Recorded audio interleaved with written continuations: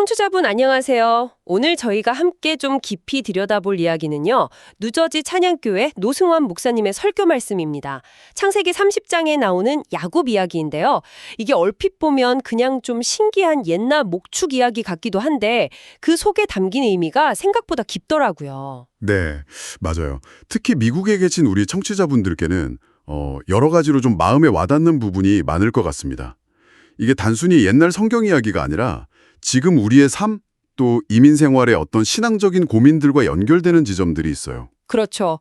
설교에서는 초상식, 그러니까 일반적인 상식을 뛰어넘는 영역으로서의 기독교 신앙을 이야기하는데요. 네, 이게 뭐 상식이 없다는 몰상식이랑은 완전 다른 거죠. 그럼요. 우리가 보통 생각하는 원인과 결과, 내가 노력한 만큼 얻는다, 이런 인과응보적인 생각이 신앙 안에서는 좀 다르게 작동한다는 걸 야곱의 사례를 통해 보여주는 것 같아요. 맞습니다. 자, 그럼 설교 내용으로 좀 들어가 볼까요? 야곱이 외삼촌 라반 밑에서 한 14년 정도 일하는데 품삯 문제로 계속 속을 썩잖아요. 네, 라반이 약속을 잘 안 지키죠. 싹쓸 몇 번이나 바꾸고요. 그러다 결국 야곱이 이제 독립을 하겠다고 하면서 품삯으로 좀 특이한 걸 요구해요. 얼룩지고 점 있는 양과 염소, 또 검은 양만 달라고 하죠. 그렇죠. 보통 양은 흰색이 많으니까 라반 입장에서는 이거 괜찮은데 싶었겠죠? 근데 속으로는 또 딴 생각을 해요. 네, 바로 그 얼룩지고 점 있는 것들을 자기 아들들 시켜서 저 멀리 빼돌려버리죠. 맞아요. 야곱한테는 그냥 흰 가축들만 남겨준 거예요. 그러니까 사실상 빈손으로 시작하라는 거나 마찬가지였어요. 이게 상식적인 계산이죠. 근데 여기서부터 야곱의 행동이 정말 좀 기이해요. 미루나무, 살구나무, 플라타나스 나무 가지 껍질을 벗겨서 흰 무늬를 만들고 그걸 양들이 물 마시는 구유 앞에 세워두죠. 양들이 교미할 때 그걸 보게 하려고요. 이게 글쎄요. 과학적으로 이게 말이 되나 싶기도 하고 태교 같은 건가요? 싶기도 하고요. 네, 여러 해석이 가능하겠죠. 남성분이 영향을 줬다거나 아니면 말씀하신 대로 어떤 미신적인 믿음이었을 수도 있고요. 근데 설교는 그런 해석보다는 칼뱅의 해석을 인용하면서 더 중요한 포인트를 짚어줍니다. 어떤 점인가요? 야곱의 성공이 야곱이 생각해낸 기발한 방법이나 노력 때문에 온 게 아니라는 거예요.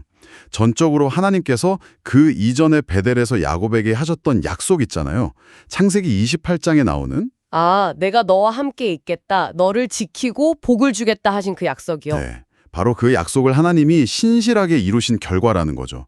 이게 바로 우리가 말하는 초상식적인 하나님의 은혜라는 겁니다. 우리의 계산이나 상식을 뛰어넘는 방식으로 일하시는 거죠. 그렇군요. 이 은혜의 원리가 설교의 핵심이네요. 맞습니다. 우리는 알게 모르게 내가 이만큼 기도했으니까, 내가 이렇게 헌신했으니까 하나님이 당연히 복 주셔야 한다는 식의 어떤 인과응보적인 신앙에 익숙해지기 쉬워요. 특히 미국 문화는 개인의 노력과 성취를 굉장히 강조하잖아요. 그래서 더 그럴 수 있겠네요. 그렇죠. 예를 들어 금식 기도를 하는데 그 마음 바탕에 내가 이렇게까지 했으니 하나님 무조건 들어주셔야 합니다. 이런 생각이 깔려 있다면 그건 어쩌면 은혜의 본질과는 좀 거리가 멀 수 있다는 거죠. 금식 자체가 하나님 제 힘으로는 안 됩니다.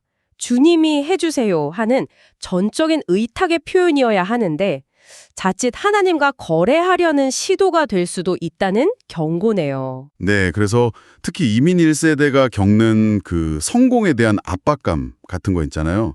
그런 상황 속에서 이 은혜의 원리가 큰 위로가 되고 또 도전이 될 수 있다고 설교는 이야기합니다. 어떻게 적용될 수 있을까요? 그러니까 야곱처럼 우리가 할 수 있는 최선은 다 해야죠.